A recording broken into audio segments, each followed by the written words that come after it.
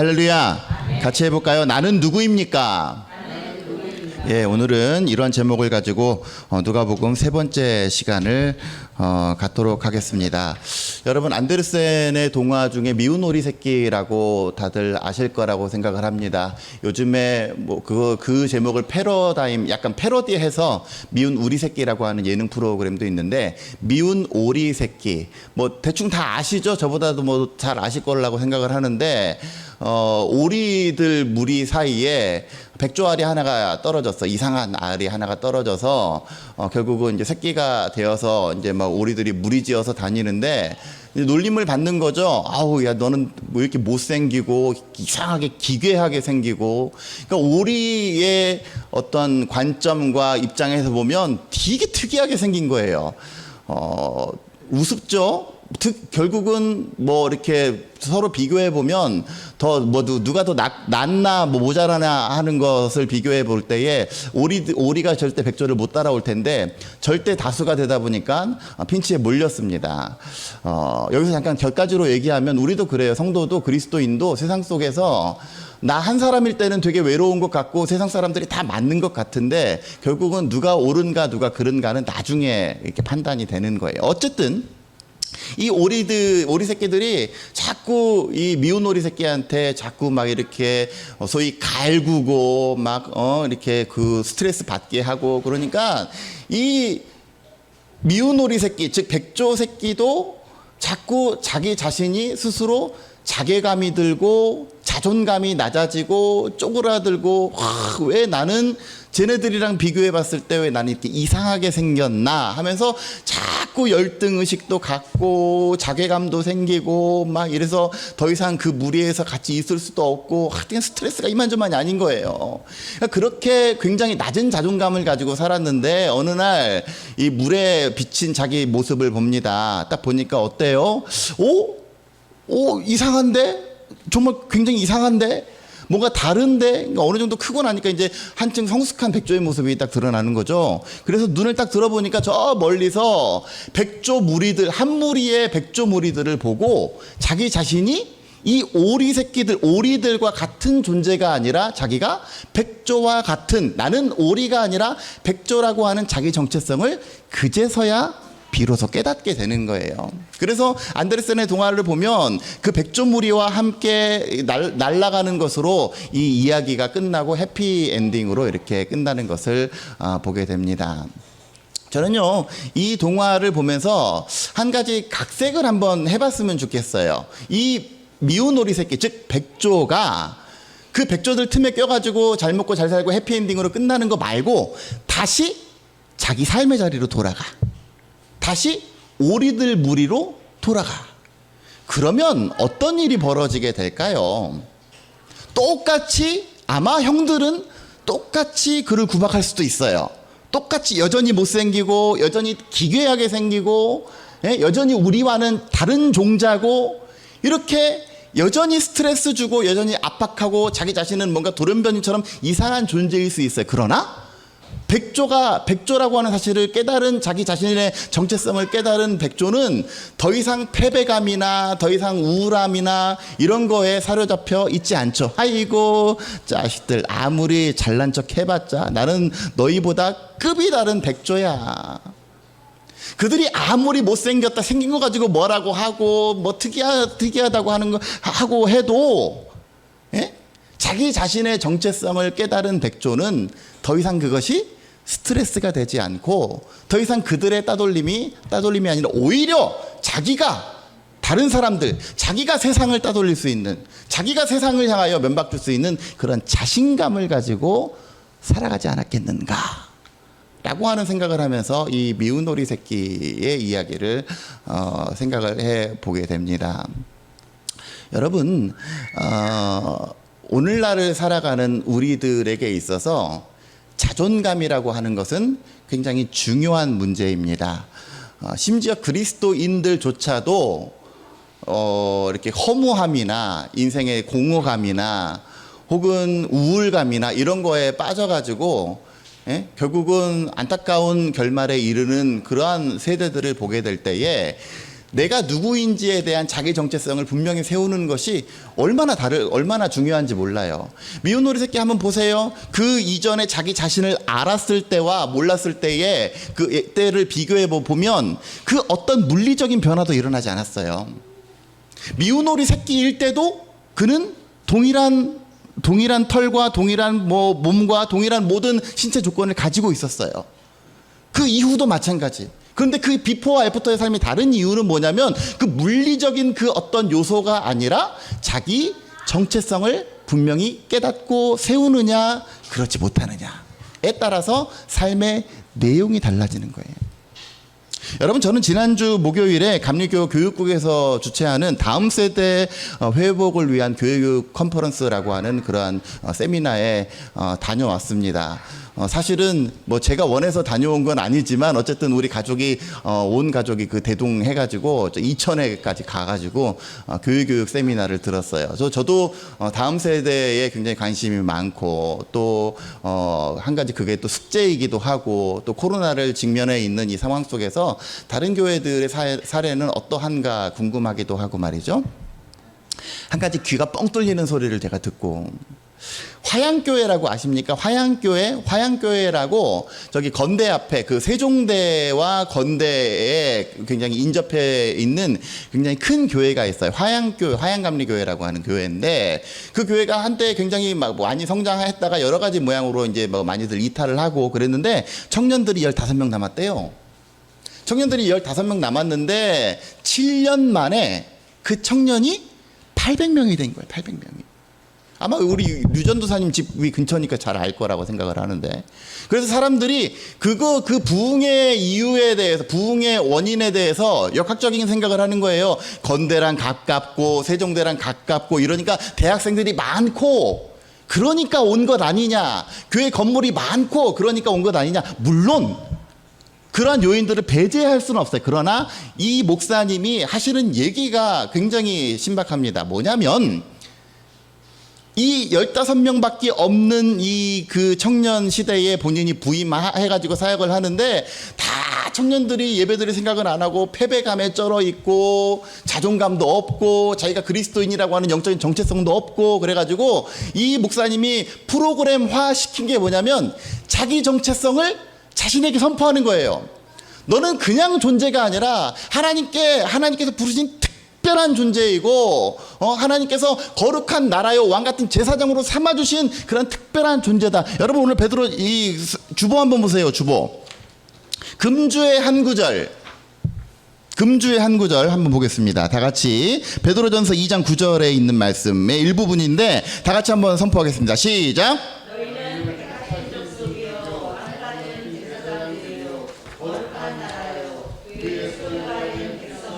그냥 사람이 아니라 교회에서뿐만 아니라 세상 속에서도 하나님께서 친히 택한 사람, 스페셜. 우리 승우가 그래요. VIP가 무슨 뜻이에요? 빕스 그러는데 VIP가 무슨 뜻이에요? 자꾸 물어봐요. VIP는 very very important person. 매우 중요한 사람. 그저 그런 사람이 아니라 너무나 중요한 사람. 누가 보기에? 하나님께서 보시기에. 그거를 예배 때마다 자기에게 선포하는 거예요. 나는 그냥 거저 사람이 아니라 나는 하나님께서 사랑하시는 사람입니다. 그러니까 어떤 청년들은 막 미친 것 같이 막 이렇게 돌아다니면서 나는 하나님이 사랑하시는 사람입니다를 하루에 20번, 30번씩 자기에게 선포한대요. 그러니까 아침에 일어나서 제일 먼저 하는 게 나는 하나님께서 사랑하시는 사람입니다. 나는 특별한 사람입니다를 자기의 삶 가운데 선포하니까 직장 생활이 달라지더란 말이에요. 그 이전에는 패배감과 우울감, 아이고 저 죄 많은데 가가지고 나도 똑같이 죄를 짓는데 그럴 수 있어요. 그런데 그럼에도 불구하고 나는 나의 정체성은 거룩한 나라요 왕 같은 제사장으로 삼아주신 그 하나님께서 나를 택하셨기 때문에 우리의 상황과 환경 가운데 어쩔 수 없이 나도 동일한 죄된 곳에 죄된 사회생활 가운데 섞여 있을지라도 나의 정체성은 거룩한 나라요 하나님의 소유된 백성입니다 를 날마다 선포하고 날마다 자기 정체성을 부여해 줬더니 그러니까 사람들이 늘어나더라는 거예요. 그러니까 사람들 사이에서 내적인 치유가 일어나더라는 거예요. 여러분, 오늘날 제일 힘든 게 뭔지 아십니까? 청년들 전도하는 거예요. 제가 10년 전에 개척을 해가지고 교회학교에 투자를 하고 집중을 한 이유가 뭐냐면 곰곰이 생각을 해봤지. 무슨 생각을 했어요? 청년을 10명 전도하는 게 빠른가? 예? 교회학교 애들을 잘 키워서 정말 신실한 청년 10명으로 만드는 게 빠른가? 어떤 길이 쉬운 길인가를 곰곰이 생각을 해보니까 교회학교가 더 빠르겠더라고요. 왜? 아이들은 순수한 게 있잖아. 그래서 받아들이죠. 일단 뭐 교회에서 행사한다 그러면 일단 오잖아요. 예? 와서 하나님의 사랑으로 교육하고 가르치고 그건 그 다음 문제. 근데 요즘 청년들은요, 귀를 닫아요. 응? 더군다나 신앙이라고 하는, 신앙생활이라고 하는 게 특히나 포스트 코로나를 지금 이제 맞이하게 되는 이 시점에서 청년들에게 교회 나오세요라고 얘기를 하면 그 누구도 들으려고 하지도 않아요. 그런데 아이러니하게도 역주행을 하더란 말이죠. 그것은 뭐 와라 그것의 힘이 아니라 나의 내적인 치유가 일어나니까, 나의 존재감이 달라지니까 옆 사람에게 그 변화된 모습을 다른 사람에게 제2, 제3자에게 전해주는 거예요. 가자. 힘들어하지 말고 가자. 가서 너도 선포해. 가서 너도 네 정체성을 분명히 알아. 세상 가운데 너는 죄인이 아니고, 너는 패배자가 아니고, 너는 공허한 사람이 아니라 나는 주의 자녀야. 나는 왕같은 제사장이야. 나는 거룩한 나라야. 하나님의 소유된 백성이다라고 하는 그러한 영적인 정체성을 확인하게 되는 그러한 일들이 그 교회에서 벌어지게 되니까 성도들이 오더란 말이에요. 바라기는 우리 모두가 그리스도인 공동체로 살고 또 세상 가운데서 살게 될 때에, 여러분, 일단 가장 중요한 것은 나는 누구입니까?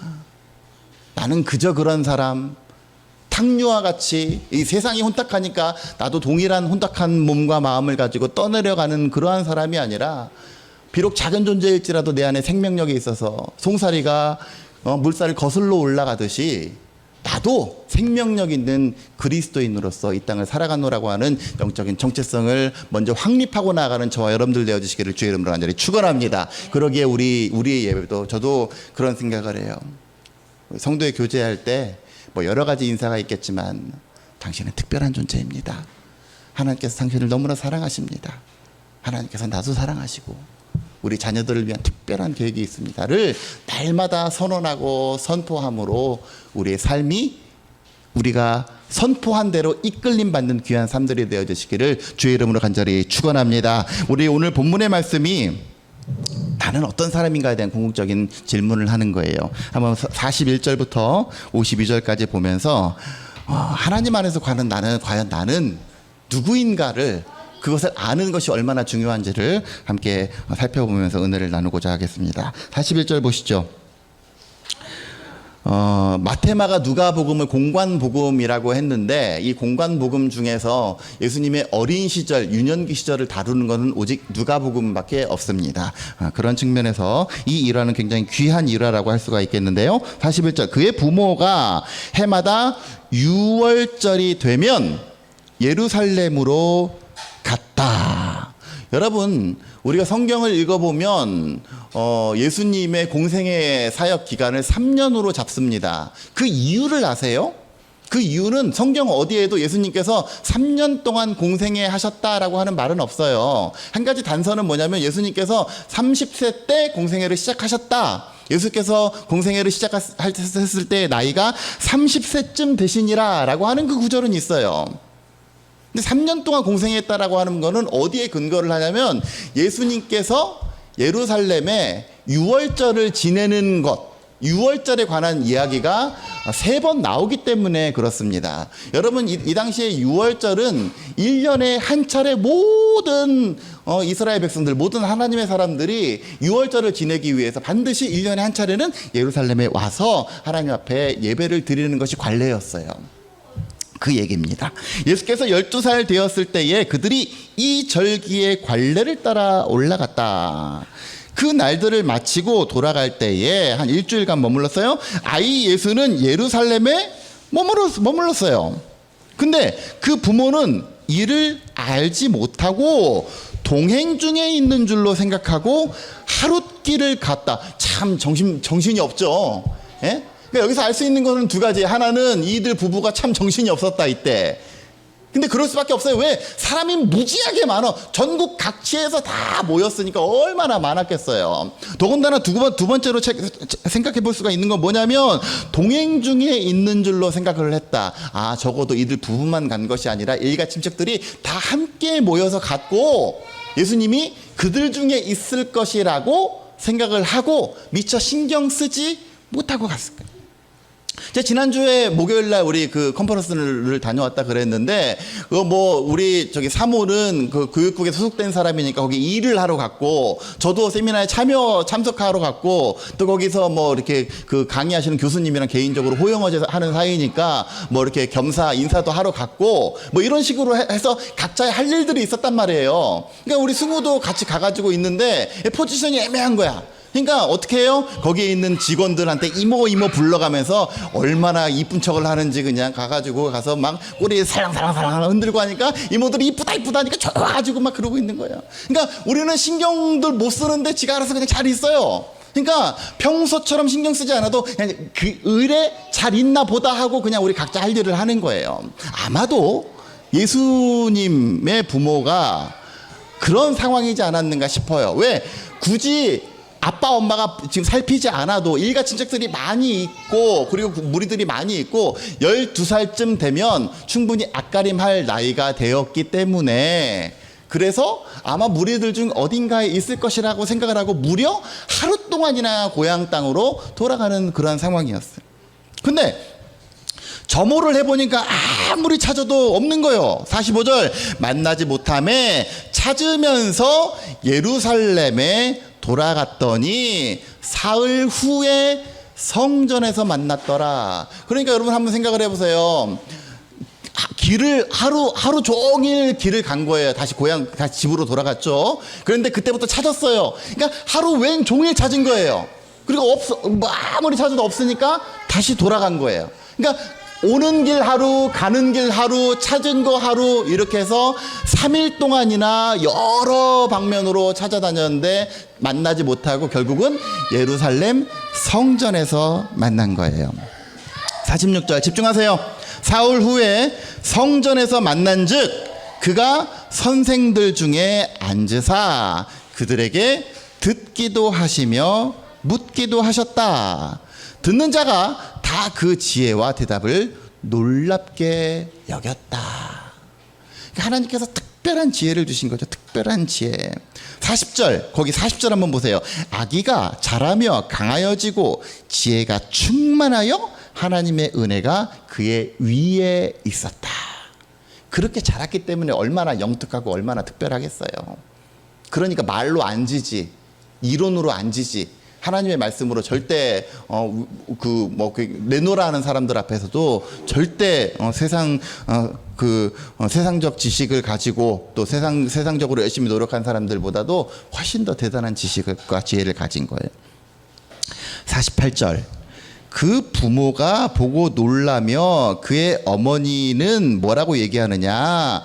얘야 어찌하여 우리에게 이렇게 하였느냐? 이게 성경이니까 그러죠.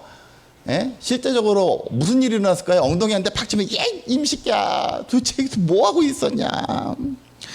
예? 보라 네 아버지와 내가 얼마나 걱정한 줄 알아? 근심하여 너를 찾았노라. 얼마나 찾아다닌 줄 알아? 물론 마리아라 그렇게는 안 했겠지만 얼마나 찾아다닌지 알았냐고. 49절 이게 중요해요. 예수께서 이르시되 어찌하여 나를 찾으셨나이까? 내가 내 아버지 집에 있어야 될 줄을 알지 못하셨나이까? 하셨다.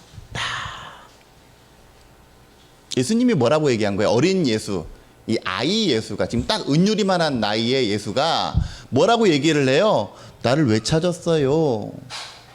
듣기에 따라 부모 입장에서 들으면 굉장히 황당한 얘기지만 이게 중요해요. 뭐라고 합니까? 내가 내 아버지 집에 있어야 될 줄을 알지 못하셨나이까? 예수님은 두 가지 것을 이미 알고 있는 거예요. 뭐예요? 내 아버지가 누구인가? 하나님을 내 아버지라, 분명히 육신의 아비인 목수인 요셉이 있음에도 불구하고, 눈앞에 있음에도 불구하고 내 아버지가 계십니다 라고 지금 이 아이 예수가 얘기를 하는 거예요. 그건 뭐예요? 자신의 영적인 정체성, 나의 아버지가 누구인지를 분명히 알고 있었어요. 누구입니까? 나는 하나님의 아들입니다 라고 하는 자기 정체성이 분명히 있었어요. 뿐만 아니라 내 아버지의 집, 즉 성전에 내가 있어야 할 줄을 알지 못하셨습니까? 그의 사역이, 앞으로의 사역이 어떠한 방향으로 가야 된다라고 하는 것을 분명히 알고 있었어요. 그러니까 예수님의 자기 정체성을 이미 알고 있어서 내가 누구인가라고 하는, 비록 어린 나이이지만 아이임에도 불구하고 자기 자신이 누구이고 이 땅 가운데 무엇을 해야만 하는 존재인가를 분명히 알았어요. 요즘에 사춘기를 지내오는 많은 우리 아이들, 뭐 이 자리에도 있습니다만은 가장 안타까운 게 뭐냐면 그냥 막 공부해야만 하는 시스템, 좋은 학교 가야만 하는 시스템, 무슨 대 가야만 하는 이러한 상황 속에서 나의 나됨을 분명히 모르고 내가 도대체 뭘 원하고 내가 뭘 즐거워하고 나는 앞으로 무엇을 해야 되는지 전혀 모른 채로 고3 때 원서 쓸 때 그때서 장래 희망을 생각하는 거예요. 그때서 이제 내가 뭘 하지? 이거를 생각하는 거예요. 그러니까 되냐고. 그러니까 안 되죠. 바라기는 자라나는 우리 아이들 어렸을 때부터 나의 정체성을 분명히 깨닫고 내가 이 땅 가운데서 해야 될 바, 그것은 그리스도인으로서 뿐만 아니라 이 땅 가운데 내가 진정으로 무엇을 해야 하는지를 먼저 방향 설정이 올바르게 이루어지는 우리 자녀들 되어지시기를 주의 이름으로 간절히 축원합니다. 부모의 역할이 중요하죠. 공부해라가 아니라 무엇을 위해서, 무엇을 하기 위하면, 네가 정말 이것을 하기 위한다면 그것을 위해서 공부해라. 이렇게 다그치시는 우리 부모님들이 되었으면 좋겠습니다. 남들 다 공부하니까 너도 공부해라. 남들 다 뭐 하니까 너도 뭐 해라. 이게 아니라 우리 자녀들을 위해서 기도하다 보면 나오겠죠. 이 자녀가 무엇이 되었으면 좋겠다. 무엇을 했으면 좋겠다. 그것이 발견되거든 전폭적으로 지지하기 위해서 네 꿈이 이것이라면 그것을 위해서 열과성을 다해서 매진해라. 그게 부모의 역할 아니겠습니까? 여러분, 이 땅 가운데서 우리가 영적인 정체성, 해야 될 바를 아느냐 모르느냐에 따라서 삶의 내용이 달라진다라고 미운 오리 새끼의 일화를 통해서 알게 되었습니다. 예수님도 자기 자신이 누구인지를 분명히 아는 사람이다 보니까 삶에 충실한 거예요. 52절 보세요. 예수는 지혜와 키가 자라가며 하나님과 사람에게 더욱 사랑스러워 가시더라. 여기 한 가지가 빠진 것 같아요. 부모의 눈에도, 하나님께도, 그리고 사람들에게도. 이건 뭐 곁가지로 다른 얘기지만 요즘에 아이를 키우는 우리 부모들은 그런 걸 간과하는 것 같아.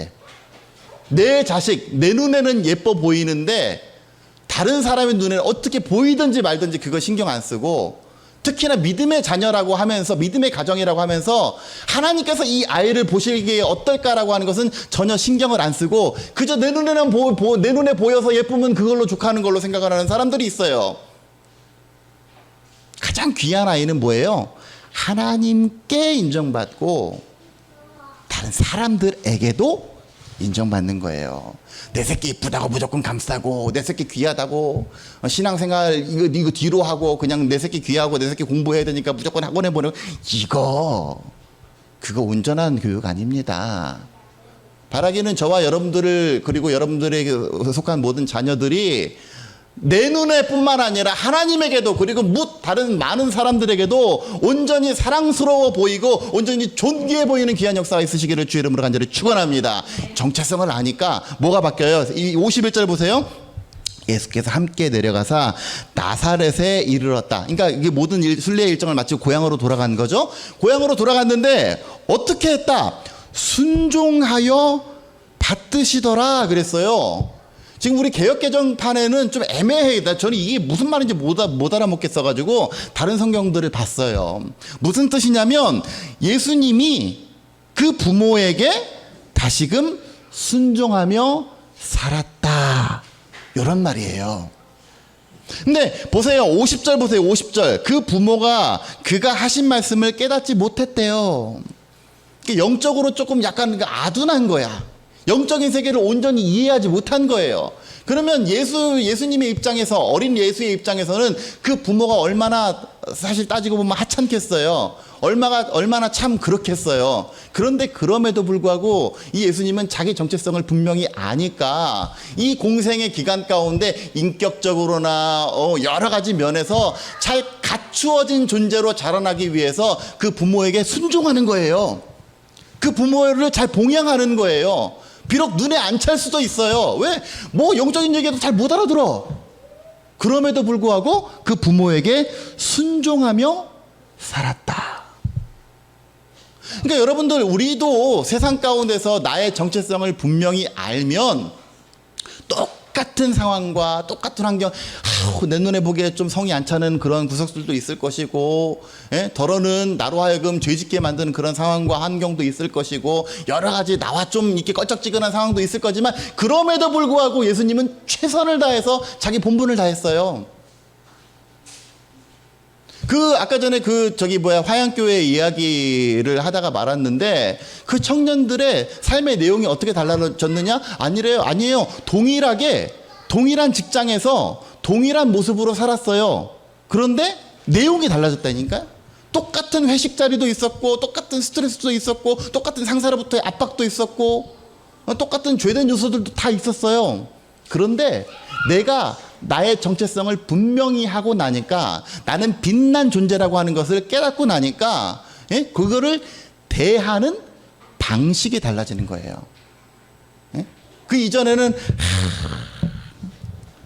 패배감, 자괴감, 내가 이거 해서 뭐 하냐, 내가 여기서 죄 짓고 교회 가서 찬양한들 뭐 하냐, 이런 니힐리즘에 빠졌다면, 그 이후에 자기 정체성을 분명히 알고 나서는 똑같은 상황과 환경이지만 그래도 주님 주신 에너지를 가지고, 주님 주신 영적인 정체성, 왕 같은 제사장이라고 하는 정체성을 가지고 그 주어진 상황 가운데 최선을 다하고, 때로는 나를 욕하는 그 선배들마저도 받들어줄 줄 아는 그런 사람으로 바뀌는 거예요. 그게 하나님께서 이 땅 가운데 말씀하시는 거룩한 나라요, 왕 같은 제사장으로서 살아가는 겁니다. 여러분, 우리가 세상 가운데 그리스도인으로서 그렇게 기도하자. 하나님, 우리 환경을 바꿔주십시오. 우리 환경을 변화시켜 주십시오. 저 사람을 바꿔주십시오. 라고 기도하지 않습니까? 뭘로 바꿔요? 뭘로 바꿔요? 내가 바꾸는 거, 내가 어떻게 인위적으로? 아니에요. 그러한 상황 가운데 내가 그리스도인의 정체성을 가지고 살아가다 보면 바뀌어요. 바라기는 저와 여러분들이 오늘 읽으신 말씀처럼 너희는 택하신 족속이요, 왕 같은 제사장이요, 너희 무리는 거룩한 나라요, 하나님의 소유, 이 세상의 소유가 아니라 하나님의 소유된 백성으로서 그의 아름다운 덕을 세상 가운데 선포하게 하기 위해서 이러한 영적인 정체성을 부여해 주셨다. 오늘 베드로전서 2장의 말씀 제가 A라고 해놨죠. 전반절, 상반절의 구절만 얘기했는데, 뒤에 보면 이렇게 우리에게 영적인 정체성을 부여하신 이유는 그의 아름다운 덕을 세상 가운데에 선포하게 하기 위해서 너희를 내가 택했고, 왕같은 제사장으로 삼았고, 너희 무리를 거룩한 나라로 삼았고, 나의 소유된 백성으로 삼았노라 라고 말씀하고 있는 것을 보게 됩니다.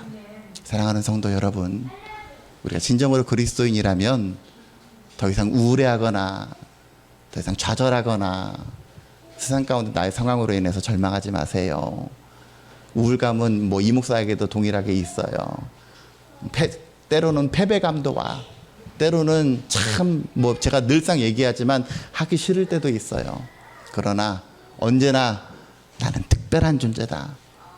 나는 하나님 앞에서 VIP, 매우 중요한 존재이고 하나님께서 나를 향하신 계획이 있는데 내가 이대로 죄됨 가운데 무너지거나 넘어질 것이 아니라 나는 택하신 족속이요 왕같은 제사장이고 거룩한 나라요 하나님의 소유된 백성이며 우리 예수 그리스도가 그러했듯이 나도 동일하게 하나님을 아바 아버지라고 부르며 우리 하나님께서 하실 일들을 위해서 이 땅 가운데 존재하노라고 하는 그런 영적인 존재감을 가지고 살아가시는 우리 모두가 되었으면 좋겠습니다. 그럴 때에 우리 가운데 있는 모든 패배의식, 모든 우울감, 모든 낮은 자존감 이런 것들 다 뒤로 하고 오직 새 힘을 얻고 너희는 이 세대를 본받지 말고 오직 마음을 새롭게 함으로 변화를 받으라고 했는데 우리 마음이 새로워져서 이제는 하나님의 선하시고 기뻐하시고 온전하신 뜻이 무엇인지를 날로 분별하며 살아가는 그러한 영적인 자존감을 가지고 살아가는 저와 여러분들의 삶이 되어주시기를 주의 이름으로 간절히 축원합니다.